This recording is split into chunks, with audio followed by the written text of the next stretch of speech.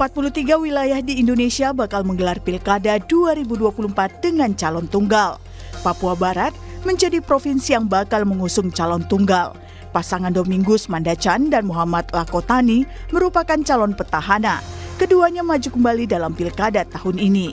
Selain Provinsi Papua Barat, ada 42 wilayah yang terdiri dari kabupaten dan kota yang juga mengusung calon tunggal.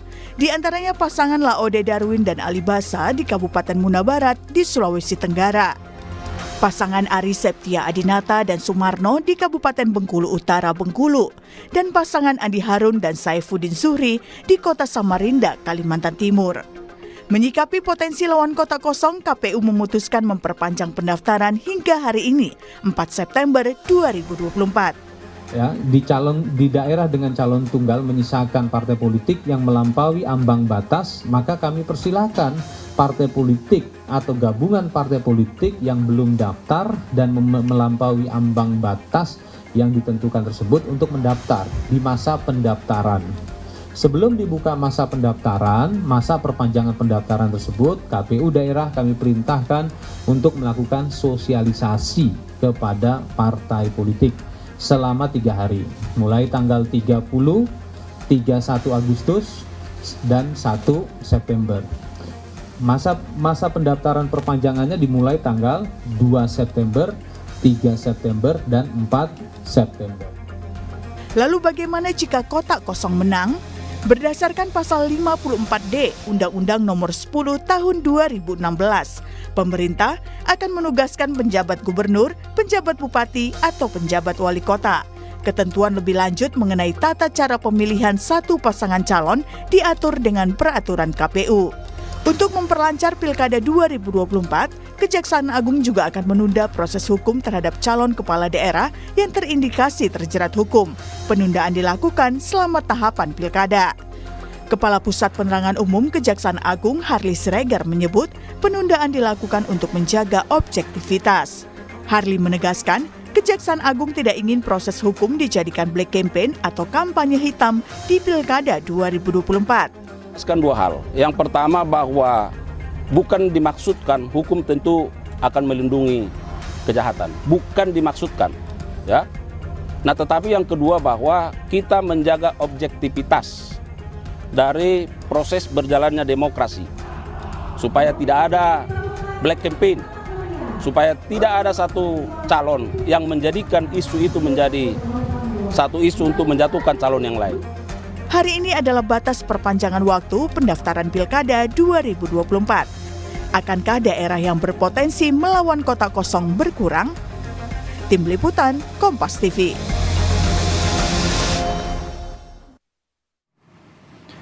Setidaknya 43 wilayah di Indonesia bakal menggelar Pilkada 2024 dengan calon tunggal terdiri dari 1 provinsi dan 42 kabupaten kota.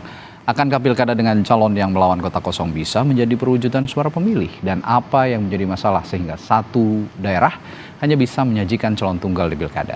Kita akan bahas bersama sejumlah narasumber. Ada Komisioner KPU, Betty Epsilon Idrus, anggota Dewan Pembina Perludem Titi Anggreni, dan Direktur Eksekutif Indikator Politik Indonesia Burhanuddin Muhtadi. Selamat pagi Ibu-Ibu dan Bapak. Selamat pagi. Oke, saya ke Ibu Betty dulu. Hari ini kan terakhir nih perpanjangan kan, karena ada calon tunggal nih KPU mau perpanjang ya. Hari ini terakhir. Masih tetap jumlahnya 43 atau berkurang?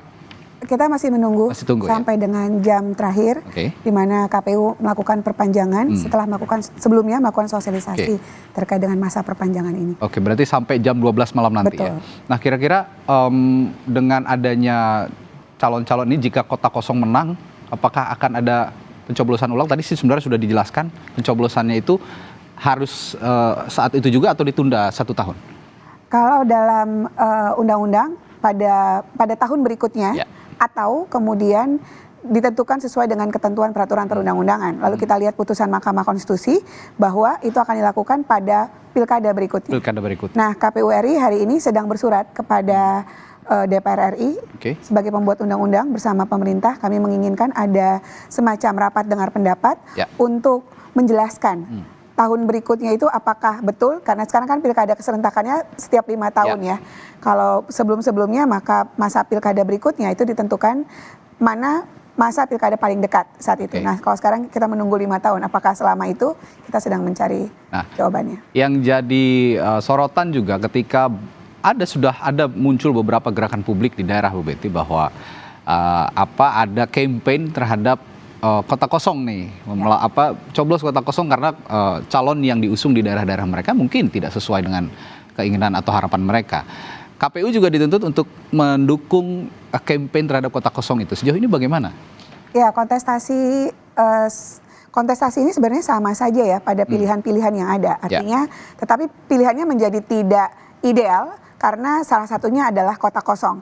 Jadi pemilih dihadapkan pada pilihan yang sebenarnya tidak terwujud, gitu. Tidak ada wujudnya. Yang satu ada orangnya, yang satu tidak ada wujudnya. Tentu yang harus di-campaign oleh Komisi Pemilihan Umum adalah bahwa pada satu tempat, pada satu wilayah, apakah itu kabupaten, kota atau provinsi, akan ada satu pasangan calon yang diusung oleh partai A, B, C, D, dan demikian juga KPU harus mensosialisasikan pada saat yang sama bahwa di satu sisi yang lain ada kota kosong yang menjadi pilihan bagi para pemilih, apakah dia ingin memilih si pasangan calon tersebut atau kota kosong. Sudah paskah ruang yang diberikan KPU, Mbak Titi? Iya, karena memang kan tafsir bahwa fasilitasi kampanye hanya untuk pasangan calon. Sementara realitasnya pemilih itu bukan hanya punya satu opsi pasangan calon, tapi juga pasangan calon versus kota kosong. Jadi dia sebenarnya juga menjadi bagian dari subjek. Sebab kalau kota kosong menang kan pilkada diulang begitu. Jadi memang dibutuhkan satu sosialisasi sehingga pemilih betul-betul memahami. Bukan berarti kalau pilkadanya hanya satu pasangan calon, artinya opsi itu tertutup sama sekali. Kesetujuan dari pemilih sangat dibutuhkan. Apakah dia setuju dengan calon tunggal atau dia ingin opsi yang berbeda? Opsi yang berbeda itu adalah kota kosong dan itu sah untuk dipilih. Dan kalau memenangi bahkan pilkadanya harus diulang. Tetapi yang kedua adalah selama ini kan kalau bisa dibilang fasilitasi alat peraga, lalu iklan di media massa cetak elektronik itu hanya untuk pasangan calon. Karena KPU boleh memfasilitasi pasangan calon. Nah, tetapi karena di pilkada satu pasangan calon, dukungan dan dorongan kita adalah KPU juga memfasilitasi hal yang sama untuk kota kosong. Misalnya begini, kalau ada iklan layanan masyarakat untuk pasangan calon tunggal, mestinya juga kota kosong mendapatkan porsi promosi yang sama begitu. Dan ini penting sekali karena kenapa? Kalau misalnya kota kosong menang atau kalah, dia bisa kemudian bahkan di Mahkamah Konstitusi dibela oleh pemantau pilkada terakreditasi. Jadi pemantau pilkada terakreditasi boleh mewakili kota kosong sampai sengketa hasil di Mahkamah Konstitusi. Kalau kemudian MK saja berusaha mencari jalan agar kota kosong ini ada entitas yang mewakili di Mahkamah Konstitusi, mestinya fasilitasi yang diterima oleh pasangan calon juga bisa didapat oleh kota kosong. Begitu. Mas Burhan, ada 43 daerah ya, 42 itu kabupaten kota dan 1 provinsi. Ini jumlahnya naik dari pilkada yang sebelumnya di 2020 dan 2018. Anda melihat ada yang berpengaruh besar terhadap konstelasi politik nasional dalam konteks pilkada serentak ini, Mas Burhan? Ya, perbandingannya memang kurang apple to apple ya, karena 2020 tidak seluruh wilayah yang menyelenggarakan pilkada. Kalau sekarang kan seluruh wilayah, kabupaten, kota, dan 37 provinsi. Tetapi secara umum memang ada faktor regulasi dan sekaligus faktor elektabilitas yang menyebabkan suatu daerah memunculkan kota kosong. Saya ingin highlight faktor regulasi. Yang pertama, meskipun barrier to entry sudah diturunkan oleh MK melalui putusan terakhirnya, tetapi tidak ada batas maksimum koalisi. Nah, ini yang mengakibatkan partai-partai cenderung menghilangkan makna persaingan dalam demokrasi. Jadi mereka tidak mau bersaing, mereka bergerombol, berkolaborasi, berkoalisi, karena tidak ada batas maksimum. Harusnya bukan hanya batas minimum untuk mengajukan calon, batas maksimum juga harus ditetapkan supaya partai politik ingat bahwa fungsi utama partai politik adalah kaderisasi dan rekrutmen pejabat publik. Nah, ini yang pertama. Yang kedua, studi Aspinall dan Adrianus Hendrawan itu jelas menunjukkan dari pilkada-pilkada sebelumnya, semakin dekat jadwal pilkada dengan pilpres, makin besar pengaruh pilpres dalam menetapkan pola koalisi di tingkat lokal. Nah, sekarang pilpres 2024 dan pilkada 2024 itu selangnya hanya 8-9 bulan sebelum pemenang pemilu ditetapkan dan dilantik sebagai presiden. Nah, artinya karena semakin dekat dengan pilkada kemarin, pengaruh atau residu pilpres terasa di pilkada sesuai dengan pola sebelumnya. Kenapa begitu? Karena partai-partai di tingkat lokal tidak mau mengambil kebijakan yang merugikan kepentingan elitnya di nasional. Jadi ini rekomendasi berikutnya, mungkin perlu semacam diskusi terkait dengan timing pilpres dan pilkada. Karena kalau terlalu ditentukan oleh faktor koalisi di tingkat nasional, maka kedaulatan partai terutama di tingkat lokal itu menjadi terpengaruhi. Yang ketiga, ini juga penting, makin lama makin berat syarat untuk maju dalam konteks perseorangan. Ya. Makin sulit buat calon maju melalui jalur non partai. Nah, termasuk juga ini juga harus didiskusikan terutama oleh para. Gimana? Ya, silakan Mas Burhan. Oh, ya, jadi intinya ada faktor regulasi.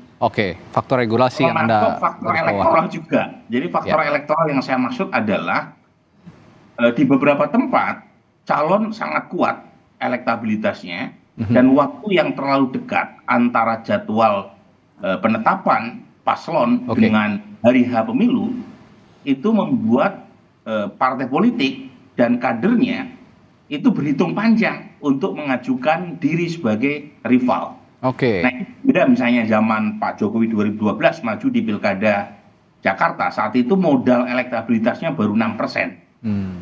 Waktu sebelum pendaftaran. Tetapi antara pendaftaran dengan Pilkada itu ada 6 bulan jaraknya. Partai-partai atau calon berhitung, kalau masih ada 6 bulan, kayaknya masih ada waktu untuk mengejar elektabilitas peringkat pertama. Nah, sekarang itu waktunya kurang dari 3 bulan ya, sekitar 2 bulan lebih. Sempit sampai di tanggal 27 November. Nah, itu yang kemudian mengakibatkan banyak partai dan calon yang kalah sebelum bertanding. Dan akhirnya berkolaborasi saja, pragmatis untuk mendukung calon yang dianggap punya potensi menang. Ini adalah ada relevansi antara regulasi Ibu Betty dengan elektoral kalau Mas Burhan tadi bilang. Nah, tapi saya ingin highlight juga soal kanal lain untuk mencalonkan diri menjadi calon kepala daerah di Pilkada 2024 ini adalah calon perseorangan, calon independen. Nah, dengan waktu yang begitu singkat mereka harus memberikan persyaratan-persyaratan yang sudah ditetapkan KPU. Ini juga banyak dikeluhkan oleh calon perseorangan, termasuk sebelumnya di DKI Jakarta, Dharma Pongrekun dan Kun Wardana meskipun diloloskan, tapi ada soal KTP, pencatutan KTP sebelumnya ini, dan mengeluhkan soal waktu yang begitu sempit untuk mengumpulkan KTP. Mengapa waktu itu dibuat begitu sempit sebetulnya, Bu Betty? Sesungguhnya kalau merujuk pada peraturan KPU yang kemudian diproduksi oleh KPU dalam uji publik, lalu kemudian harus dikonsultasikan ke DPR, KPU sudah mensosialisasikan kepada publik bahwa undang-undangnya masih sama nih, 7 tahun 2017. Persyaratannya pun masih sama. Artinya berapa persentase pengumpulan KTP-nya dari jumlah DPT yang ditetapkan itu juga masih sama. Nah, masa yang disampaikan itu sudah dikeluarkan lewat surat edaran KPU sebelum PKPU-nya lahir. Nah, artinya memang ini kita kemudian merefleksikan diri, mungkin sosialisasinya, mungkin juga perlu ada semacam helpdesk disampaikan oleh KPU begitu ya. Tetapi sesungguhnya dalam hal ini kalau PKPU-nya belum keluar dalam hal persyaratannya sebenarnya sudah bisa melihat dari PKPU yang lama karena tidak ada perubahan di situ. Jadi surat edaran juga sudah dikeluarkan untuk menjawab kenapa PKPU-nya belum lahir waktu itu sementara tahapannya sudah berjalan. Dan satu hal lagi juga selain independen adalah tadi disinggung oleh Mas Burhan, waktu yang singkat juga diberikan kepada partai politik untuk mengusung calonnya. Dari kalau sebelumnya sekitar 6 bulan, sekarang mungkin kurang lebih hanya 3 bulan. Nah, itulah yang menyebabkan akhirnya partai politik ini kalah sebelum bertanding kalau yang di-highlight Mas Burhan. Termasuk untuk partai politik, waktu yang begitu singkat itu memang sudah didesain oleh KPU sebelumnya atau memang pada saat pilkada serentak saat ini saja? Masalahnya pembuat undang-undang dan kita adalah pelaksana. Jadi keserentakan baru tahun ini ya Mas. Keserentakan baru tahun ini dan kemudian kita baru menyelesaikan tahapan penetapan, lalu kita menyesuaikan kapan waktu, misalnya di undang-undang jelas 6 bulan sebelumnya kita menerima DP 4. Jadi itu kita atur alurnya sebagaimana bunyi undang-undang dan kita keluarkan PKPU. Kalau gitu yang buat undang-undangnya sendiri kan yang menjalankan, yang mengusung orang-orang di pilkada ya, partai politik berarti. Kalau lihat waktu yang begitu singkat, ini apa memang mereka sudah desain memang, jangan-jangan malah pembuat undang-undang yang mendesain ini semua? Pertama soal syarat calon perseorangan memang sengaja untuk dinaikkan. Kalau dulu persyaratannya sebelum Undang-Undang 1 2015 3 sampai 6,5%. Bahkan di Aceh itu hanya 3% flat. Tetapi kemudian dengan Undang-Undang Pilkada Serentak itu naik menjadi 6,5 sampai 10%. Dan itu yang kemudian membuat calon perseorangan semakin kesini itu semakin berkurang. Jadi ada intensi memang untuk mempersulit hadirnya calon perseorangan di pilkada. Yang kedua, tahapan pilkada kita beririsan dengan tahapan pemilu. Konsentrasi hampir semua aktor politik masih di pemilu. Ketika tahapan pilkada mulai Februari 2024, itu kan di saat yang sama kita masih pemungutan suara. Proses tahapan krusial bahkan berlangsung ketika perselisihan hasil pemilu masih di Mahkamah Konstitusi. Jadi ini memang pilkada 2024 yang sangat tidak ideal. Ketika aktor politik, partai masih mengalami kelelahan politik. Bahkan pemilih itu terkaget-kaget ketika dimintai dukungan untuk mendukung perseorangan. Ada yang bertanya, loh bukannya kita masih pemilu nih? Ternyata kita udah masuk pilkada, begitu. Itu yang pertama. Yang kedua, soal durasi yang serba mepet ini, kenapa kemudian putusan MK itu sebenarnya kontributif terhadap menurunkan calon perseorangan? Kalau tidak ada putusan MK nih Mas Burhan, hitung-hitungannya calon perseorangan itu bahkan bisa 70. Contohnya daerahnya saya ya di Tangerang Selatan. 16 partai versus 1 partai. Nah 1 partai ini ternyata bisa mencalon karena putusan MK. Di Kabupaten Bogor juga begitu, 16 partai versus 1 partai. Jadi sudah ditolong dengan putusan MK. Tapi putusan MK datangnya 1 minggu sebelum pencalonan. Sentralisasi pencalonan, semua pencalonan harus dapat rekom dari DPP. Itu juga berkontribusi bagi calon tunggal. Otomatis akan ada biaya yang tinggi untuk mengurus persyaratan pencalonan. Dan ketika putusan MK keluar, semua rekom itu relatif sudah ada di tempat begitu. Nah sekarang kan perpanjangan nih 2 sampai 4 September. Apakah akan ada bertambah? Saya pesimis ya. Kalau 2020 di masa perpanjangan ada 3 daerah yang gagal calon tunggal di Kota Sungai Penuh, di Bintan dan 1 lagi Serdang Bedagai. Sekarang kenapa saya bilang pesimis? Karena ada keputusan KPU 1229 yang menyatakan boleh merombak atau mengubah dukungan, tapi persetujuan nih dari koalisi. Jadi misalnya kita 16 itu di tengah partai. jalan tuh ya? Ya kan kita perpanjangan nih, 16 partai. 16 partai ini supaya mencegah calon tunggal, kata KPU boleh rekonstruksi dukungan. Tapi minta kulo nuwun dulu ke anggota koalisi yang lain. Ya nggak mungkin koalisi yang mau mengizinkan untuk dapat kontestan tambahan. Nah ini emang aturan baru yang makanya saya bilang pesimis di masa perpanjangan ini akan ada calon tambahan yang di 2 pilkada sebelumnya itu tidak ada. Jadi kalau dulu itu mau pecah kongsi ya ibaratnya ya dan mengubah dukungan seperti tadi di Sungai Penuh atau di Binjai, di Bintan dan di Serdang Bedagai, tidak perlu kulo nuwun ke anggota koalisi yang lain. Jadi makanya bisa nambah 3 daerah. Kalau sekarang saya mau pisah jalan nih mau dukung Mas Radi, nggak jadi dukung Mbak Titi, ya nggak bakalan dikasih karena nambah saingan begitu. Jadi ini juga jadi problem nih kalau kita memang mau sungguh-sungguh mengatasi calon tunggal, ya aturan seperti itu harusnya dihindari karena tidak masuk akal begitu. Ini pertanyaan yang sama nanti akan saya tanyakan juga ke Mas Burhanuddin Muhtadi. Apakah memang gelagat-gelagat calon tunggal ini diinisiasi oleh partai politik sendiri yang menjadi penyusun undang-undang di Komisi 2 DPR terdiri dari partai-partai besar? Saya pikir juga punya andil untuk membuat adanya perwujudan calon tunggal di Pilkada 2024. Setelah jeda saya akan tanyakan ke Mas Burhan. Tetaplah bersama kami di Sapa Indonesia Pagi. Kembali di Sapa Indonesia Pagi, Saudara, setelah mengemuka isu calon tunggal di beberapa provinsi di pilkada serentak sebelumnya dan akhirnya gugur atas putusan MK, malah sekarang menjamur di beberapa pilkada di kabupaten kota. Hanya satu provinsi yang memunculkan calon tunggal dan ada 42 kabupaten kota yang memunculkan calon tunggal. Nah, ini tadi saya pertanyakan ke Mas Burhan bahwa pembuat undang-undang adalah partai politik yang berada di DPR. Apakah Anda juga melihat ini suatu desain besar dari partai politik sebenarnya untuk memunculkan calon tunggal di Pilkada Serentak 2024, Mas Burhan? Sebenarnya tidak selalu ya partai politik atau DPR yang problematik, ya. Karena mereka pada dasarnya kan juga pengen ikut memenangkan kadernya di pilkada. Jadi partai politik pada umumnya fitrahnya itu ya pengen menang, tetapi untuk bisa mencapai kemenangan, mereka harus negosiasi dengan regulasi, dengan faktor institusi. Nah, sayangnya faktor institusi yang mereka tetapkan itu secara tidak langsung atau langsung itu mempengaruhi menurunnya kontestasi dalam pilkada. Ya. Termasuk tadi soal timing pilpres dengan pileg.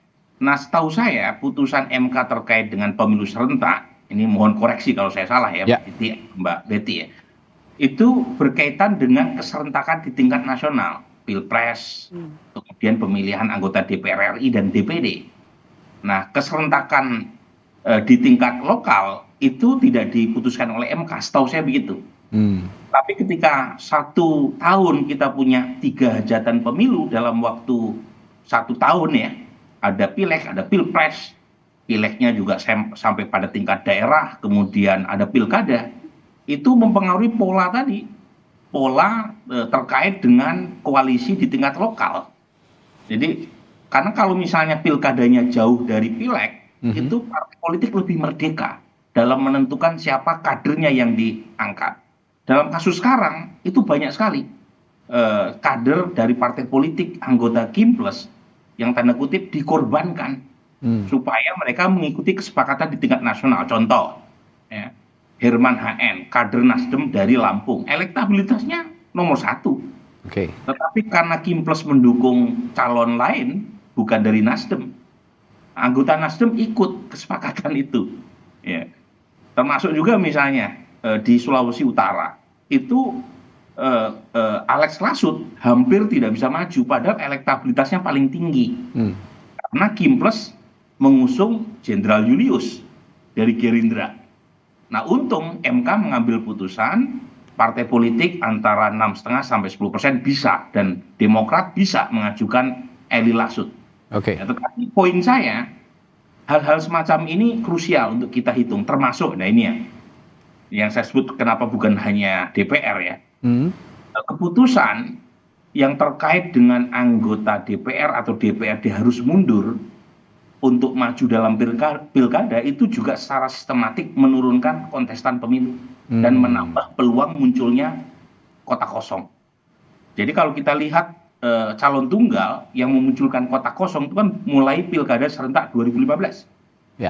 Dan ketika aturan itu diterapkan, banyak anggota DPR atau DPRD yang tidak mau bertaruh. Ngapain mereka mundur secara permanen setelah mereka terpilih sebagai anggota parlemen, sementara untuk maju dalam pilkada mereka belum tentu menang.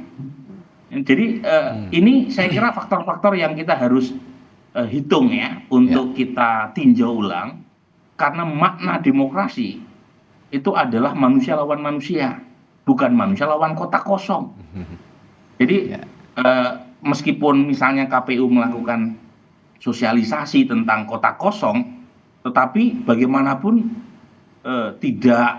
tidak sesuai dengan makna demokrasi menurut Bang Tinten. Demokrasi itu kan intinya kalau diperas cuma satu, adanya persaingan. Nah, masa bersaing sama kota kosong?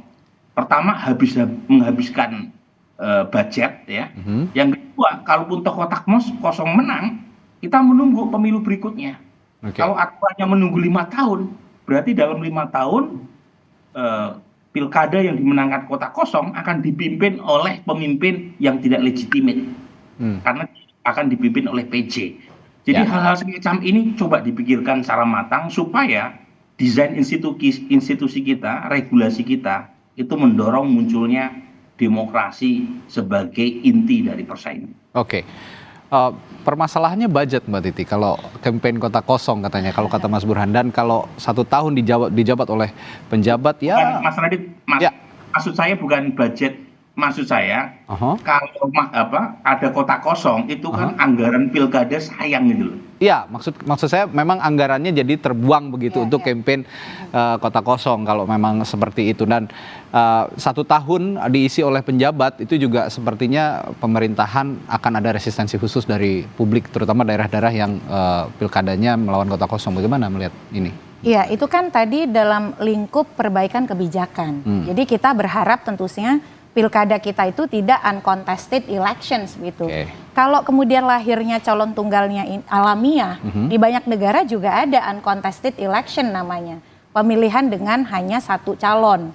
Dan ada yang memang mekanisme pemilihannya 1 calon dan 1 calon itu menang walaupun yang memilih dia tidak lebih banyak atau kemudian dia kalah begitu ya, dia tetap saja terpilih. Itu ada pilihan negara seperti itu. Tapi poinnya adalah negara punya kewajiban memfasilitasi hak konstitusional warganya yang ingin pilihan berbeda. Jangan sampai kemudian partai politik yang punya ulah, pemilih dipaksa pilih calon tunggal. Sekarang itu negara punya tugas adalah hak pilih warga negara boleh memilih calon tunggal, boleh memilih kota kosong. Ketika warga tidak menghendaki calon tunggal dan ingin calon alternatif, jangan kemudian narasinya adalah kalau calon tunggal kalah, uangnya nanti harus dipakai pilkada ulang, lalu ada PJ. Saya yakin Mas Burhan bukan dalam konteks itu. Tapi harus ada kompetisi di dalam pengaturan kita berikutnya. Untuk saat ini, pilkada kalau pemilih merasa tidak cocok dengan calon tunggal, ya jangan dipilih. Karena kita punya pilihan yang sah yang dijamin konstitusi, dijamin negara, yaitu kota kosong atau kolom kosong. Itu namanya sama dengan kriteria none of the above. Karena memilih itu pada dasarnya adalah soal persetujuan. Orang tidak boleh menyetujui sesuatu yang dia tidak setujui. Jadi negara itu sudah punya alokasinya. Jangan sampai ada narasi yang mau gimana lagi. Nanti anggarannya yang harusnya bisa untuk kesehatan, untuk pendidikan. Itu kan hak kita gitu. Jadi 1, negara itu sudah berhitung, ini adalah konsekuensi. Dan yang bikin ulah calon tunggal kan partai politik. Jadi jangan sampai kemudian masyarakat seolah-olah dengan desain calon tunggal dipaksa untuk tidak punya pilihan. Nah, tetapi saya juga ingin melihat ya, konsep calon tunggal ini ternyata di Pilkada 2024 tidak kenal jenis kelamin partai. Mau dia Kim atau dia non Kim plus sama-sama punya begitu. Bedanya adalah memang ada pola. Jadi calon tunggal akan lebih mudah dijalankan ketika dia jadi bagian dari Kim plus. Karena itu tadi penetrasi kepentingan elit politik nasional dan tadi sentralisasi pencalonan tuh Mas Burhan. Jadi ketika pencalonan harus dapat tiket dari DPP itu memudahkan calon tunggal karena akhirnya konsolidasinya di tingkat elit. Sebab DPP bisa mengambil alih pencalonan di daerah tanpa harus persetujuan pengurus daerah. Dan yang pamungkas tadi ya soal DPRD mundur. Bagi saya sih bukan soal boleh atau nggak boleh dia mundur. Ini karena penjadwalan. Kalau pilkadanya itu 2 atau 2,5 tahun setelah pemilu legislatif, bisa jadi anggota DPRD atau DPR akan lebih berani mundur karena dia sudah menjabat. Lah ini Mas, dilantik aja belum disuruh mundur kan, pasti dia pilih DPR-nya begitu. Sama seperti 2015, baru juga duduk disuruh berhenti. Tapi kalau pilkadanya diatur seperti Mas Burhan tadi bilang, pemilu presiden, DPR, DPD misalnya 2024. Nanti pemilu DPRD dan kepala daerahnya 2026 atau 2027 awal. Tapi itu nggak mengaburkan esensi pilkada, pemilu serentaknya itu sendiri? Kan tetap serentak. Bedanya ada serentak di nasional, ada serentak di daerah. Gitu ya? Ini memang penjadwalan di 1 tahun yang sama ini sulit membuat pemilih jadi kritis. Sulit membuat partai jadi otonom. Dan penyelenggara pun akhirnya seperti orang akrobat sana sini, kerjanya sangat berat begitu. Saya tanya regulatornya nih kalau gitu, Bu Betty, kalau ngomongin soal anggarannya cukup nggak sih sebenarnya kalau memang nanti didorong untuk ada campaign kota kosong gitu sejauh ini? Saya ingin meluruskan ya, kalau kampanye itu adalah penyampaian visi misi, program kerja si calon dari peserta pemilu atau peserta pilkada kepada pemilih. Agar pemilih sadar siapa yang akan dia pilih, dia harus kenal dong visi misinya. Jadi kalau KPU disuruh kampanye terhadap pasangan calon ataupun kotak kosong saya rasa tidak pas, tidak tepat. Yang dilakukan KPU adalah sosialisasi. Sosialisasi kepada semua pemilih bahwa di salah satu tempat atau tempat Anda, di tempat yang lain itu sama saja bahwa ini kita punya pasangan calon A, B, C, dan D. Di tempat yang hanya ada terdapat satu pasangan calon, maka Anda punya pilihan pada pasangan calon ini atau pada kotak kosong. Jadi disosialisasikan kepada pemilih bahwa pilihan Anda tidak hanya pada satu, tapi juga ada pada kotak kosong kalau Anda tidak setuju pada si calon. Jadi itu yang bisa disampaikan KPU kepada pemilih. Artinya memang bukan kampanye praktis begitu, tapi memfasilitasi melalui sosialisasi. Betul. Begitu ya Bu Betty ya. Betul. Nah kalau tadi taruhlah kotak kosong yang menang begitu. Tadi Mas Burhan juga menitik beratkan ada PJ gubernur atau kepala daerah yang akan diangkat dan ini ditunda 1 tahun lagi dan akan ada pilkada lagi. Itu anggarannya sudah disusun sedemikian rupa untuk ancang-ancang untuk mengantisipasi hal itu. Pilihannya sebenarnya sama seperti sebagaimana mekanisme tata negara ini dilakukan di Indonesia, bahwa ketika kita tidak memiliki misalnya kotak kosong yang menang, artinya kan tidak ada nih secara definitif hasil pemilu ditetapkan, hasil pilkada ditetapkan sebagai kepala daerah terpilih. Nah, ketika terjadi kekosongan kepala daerah terpilih secara definitif, maka pemerintah mengambil alih, dipilihlah PJ dalam hal ini. KPU dalam hal ini bekerja sampai kemudian terlantiknya kepala daerah.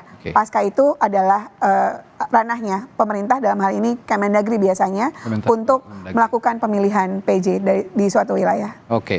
Ini dari isu soal kotak kosong dan upaya untuk sosialisasi bahwa di satu daerah itu ada kotak kosong atau ada calon tunggal.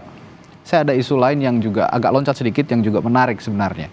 Bahwa penyelenggaraan pilkada di beberapa daerah yang diisi oleh calon tunggal ternyata Mbak Titi, ada juga yang menarik trennya bahwa mereka melanjutkan tongkat estafet kepemimpinan petahana, entah itu istrinya atau kerabatnya, itu banyak sekali ternyata di antara calon tunggal. Fenomena apa lagi nih? Jadi calon tunggal itu dia berkelindan dengan hegemoni petahana. Petahananya ini bisa petahana kepala daerah, bisa juga petahana wakil kepala daerah. Nah, contohnya di Lampung Timur, yang dapat tiket justru bukan petahananya, si kepala daerah, tapi wakil kepala daerah.